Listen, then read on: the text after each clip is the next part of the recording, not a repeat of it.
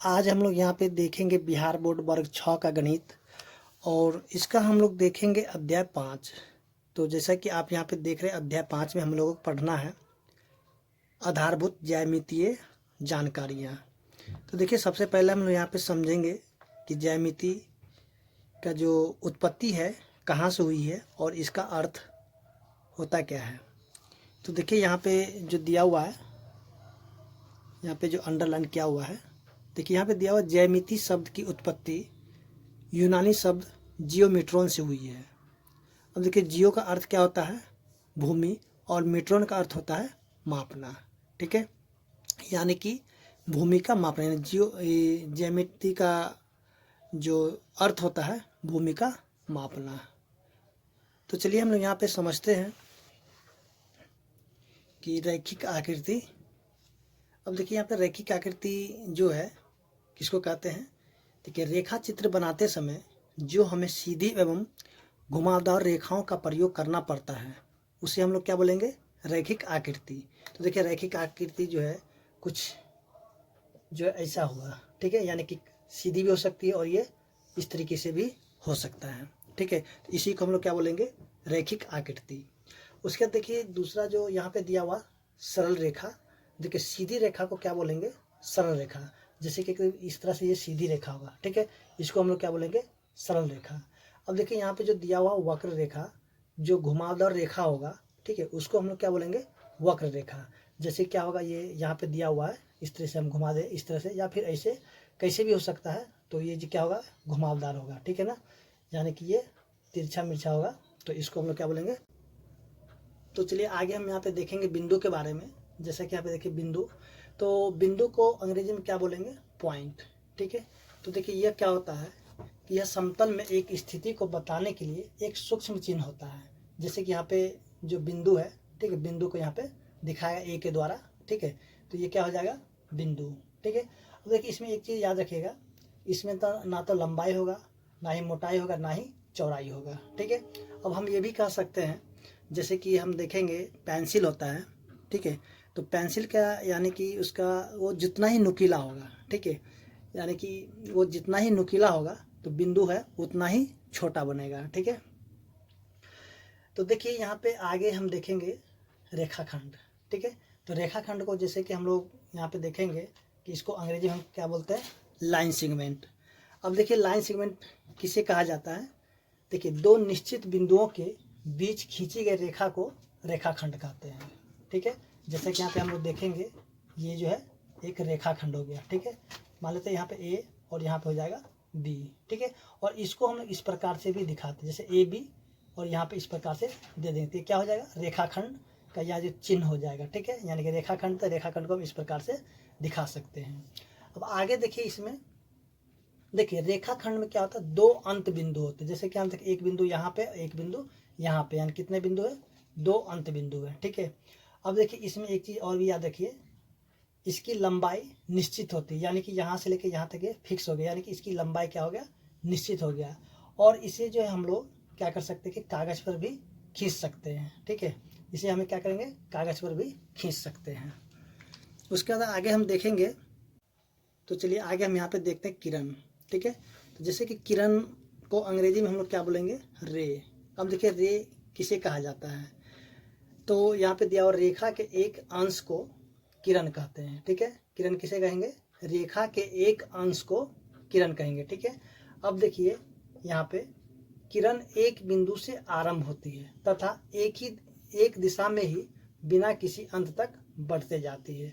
जैसा कि हम लोग यहाँ पे देखेंगे, जैसे ये सूर्य है। ठीक है, तो सूर्य है यहाँ से, और यहाँ से जैसे ही सूर्य का किरण यानी कि निकला, ठीक है, यानी कि इसका क्या है, ये एक यानी कि आरंभिक बिंदु है। ठीक है, और यहाँ से क्या होता है, ये जो किरण है यानी कि आगे की ओर बढ़ते जाती है। ठीक है, उसके बाद जो इसमें एक अंत बिंदु होते हैं। ठीक है, जैसे यहाँ से जो शुरू हुआ, ठीक है, यहाँ से क्या होगा, एक अंत बिंदु होते हैं, और इसकी लंबाई क्या होता है, निश्चित नहीं होती है। ठीक है, तो जैसे कि सूर्य की रोशनी जो है, जैसे ये क्या होता है, आगे की ओर बढ़ते हुए चले जाता है, और इसकी जो लंबाई क्या होता है, निश्चित नहीं होता है।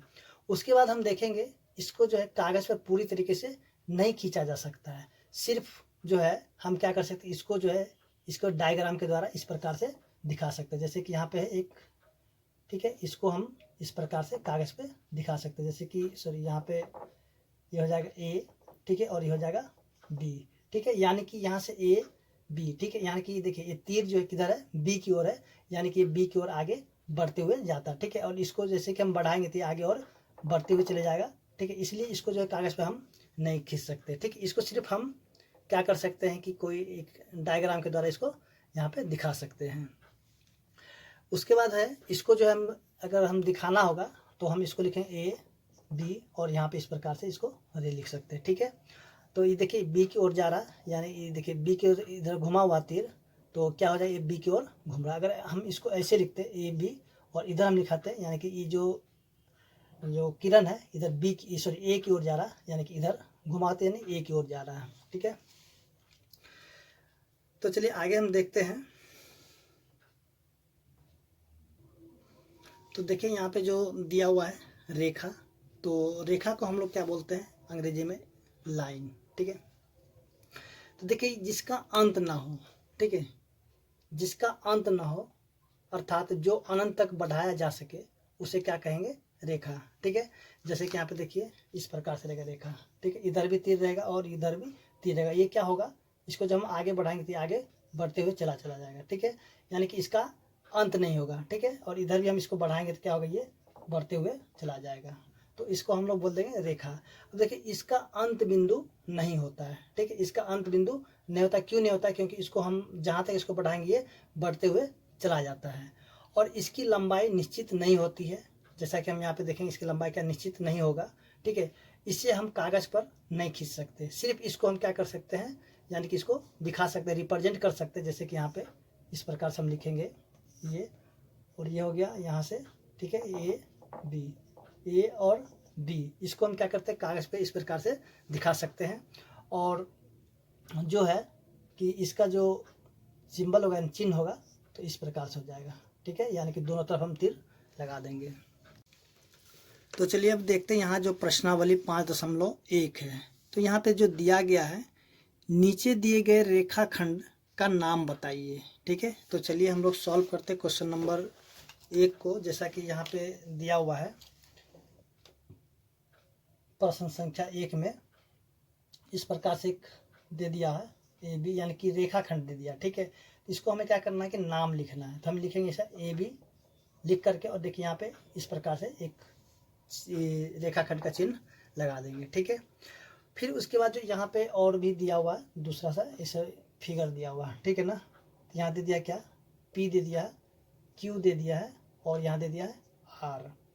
तो देखिए यहाँ पे हमें क्या करना है कि रेखाखंड के नाम बताना है, तो हम यहाँ पे लिखें पी क्यू, और इस प्रकार के इस पर एक चिन्ह दे देंगे, ठीक है, ये जो है रेखाखंड का चिन्ह लगा देंगे। उसके बाद फिर से हम लिखेंगे पी आर, और यहाँ पे जो इसके ऊपर इस प्रकार से रेखाखंड का चिन्ह लगा देंगे।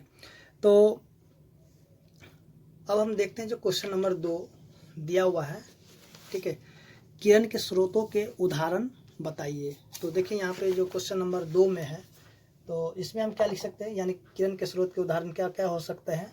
तो हम यहाँ लिखते हैं सूरज की रोशनी, ठीक है, सूरज की रोशनी। उसके बाद हम ये भी कह सकते हैं कि जलता हुआ टॉर्च, जलता हुआ टॉर्च, क्योंकि ये सब जो है क्या है कि ये जो किरण है किरण के स्रोत के उदाहरण है। या फिर हम ये भी कह सकते हैं कि जलती हुई मोमबत्ती, ठीक है, यानी कि जिससे अगर किरण निकलता हो, ठीक है, उसे हम लोग क्या बोलेंगे, किरण का स्रोत बोलेंगे। और भी हो सकता है जलता हुआ बल्ब होगा, या फिर जो है, तो इसी प्रकार से हम देखेंगे जो कि क्वेश्चन नंबर 2 यहाँ पे सॉल्व हो चुका है।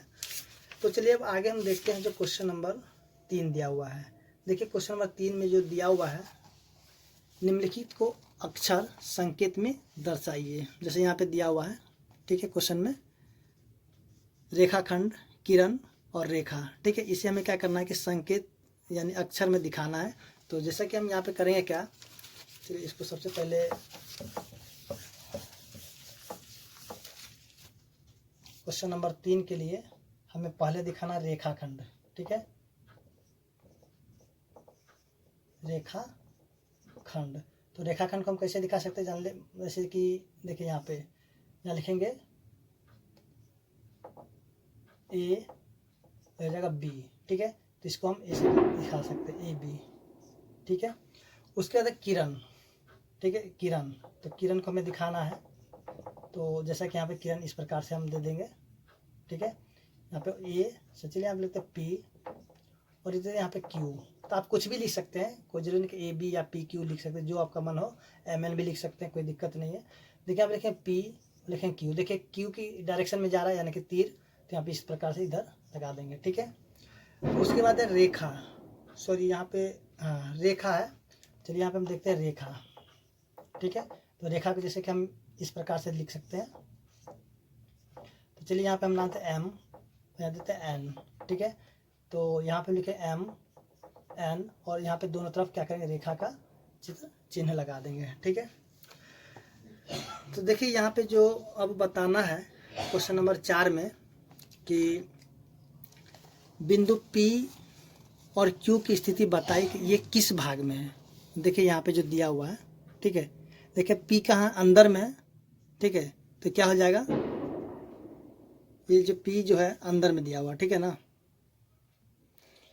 तो ये वक्र रेखा के अंदर में, ठीक है। जैसे कि P क्या है अंदर में है, तो हम क्या लिखेंगे, यानी P की स्थिति कहाँ पे है, तो ये हो जाएगा अभियंतर में, ठीक है। उसके जहाँ पे Q दिया है, तो Q क्या है कि ये जो यानी कि जो वक्र रेखा है, ठीक है, इसके क्या है बाहर है, तो इसको हम क्या लिखेंगे बहिर्भाग, ठीक है। यानी Q की स्थिति कहाँ हो जाएगा बहिर्भाग में। तो इस तरह हम देखें, जो कोई प्रश्नावली 5.1 था और तो ये सॉल्व हो चुका है। उम्मीद करते हैं कि आपको समझ में भी आ गया होगा।